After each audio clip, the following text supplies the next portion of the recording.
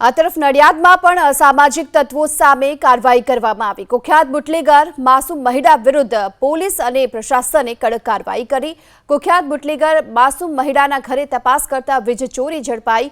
વીજ ચોરી ઝડપાતા એમજીવીસીએલની ટીમે મીટર પણ જપ્ત કર્યું છે। અને એટલું જ નહીં, પોલીસના ચુસ્ત બંદોબસ્તની વચ્ચે શરીર સંબંધી અને પ્રોહિબિશનને લગતા ગુનામાં સંડોવાયેલા 10થી પણ વધુ અસામાજિક તત્વો વિરુદ્ધ પ્રશાસને કડક કાર્યવાહી કરી છે। કાયદામાં રહેશો તો ફાયદામાં રહેશો, જે રીતના ગૃહમંત્રી હર્ષ સંઘવીએ જણાવ્યું છે અને તમામ જિલ્લાઓમાં જે અસામાજિક તત્વો છે તેમનું લિસ્ટ તૈયાર કરવા માટે પોલીસને સ્પષ્ટ આદેશ આપવામાં આવ્યો છે। તેવી જ રીતે વાત કરવામાં આવે નડિયાદની, તો નડિયાદ શહેરમાં હવે પોલીસ જાગી છે અને જે અસામાજિક તત્વો છે તેમના ઘરે પહોંચી છે।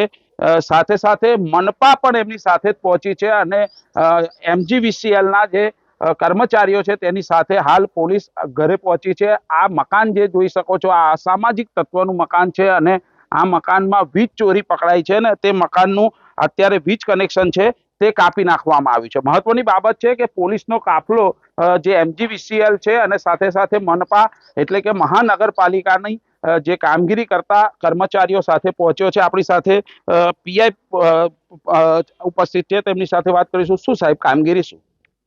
અત્યારે જે 100 કલાકની અંદર જે અવારનવાર ગુના કરવાવાળા તત્વો છે, પ્રોહી બુટલેગરો છે, એમની વિરુદ્ધમાં જે 100 કલાકની અંદર લિસ્ટ તૈયાર કરી તેમની વિરુદ્ધમાં પરિપત્રમાં જણાવ્યા મુજબની કામગીરી કરવા માટે જે નિર્દેશ કરેલો છે એ મુજબ આજે જીઈબીની ટીમ અને નગરપાલિકાની ટીમ સાથે અમે કામગીરી માટે નીકળેલ છીએ અને જે પણ ગુનાહિત પ્રવૃત્તિ મળી આવશે, ગેરકાયદેસર દબાણ હશે કે ગેરકાયદેસર વીજ કનેક્શન હોય તો તેની કામગીરી જે તે એજન્સી દ્વારા કરવામાં આવશે, પોલીસને સાથે રાખી।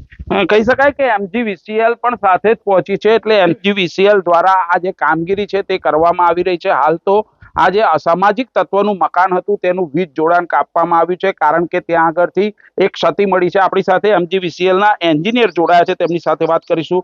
શું નામ છે સાહેબ આપનું? દર્શન પ્રજાપતિ। દર્શનભાઈ, અત્યારે વીજ કનેક્શન કાપ્યું છે, કોના મકાનનું કાપ્યું છે અને શું ગેરરીતિ મળી છે? મકાનના બિલમાં જે ગુલાબસિંહ કાભાઈ મેળાના નામે બિલ આવે છે અને એમાં જે મીટર આપ્યું છે એનો જે મેઇન વાયર આવે એને બ્રેક કરીને એ લોકો વીજ ચોરી કરતા હતા, એટલે આપણે સ્થળ ઉપરથી વીજ મીટર અને સર્વિસર બંને જપ્ત કરેલું છે। હવે શું, હવે કેવી કામગીરી હશે? હવે અહીંયા ઓફિસથી આપણે બિલ કેલ્ક્યુલેટ થશે આનું કે કેટલી પેનલ્ટી એમને આપવા પાત્ર છે।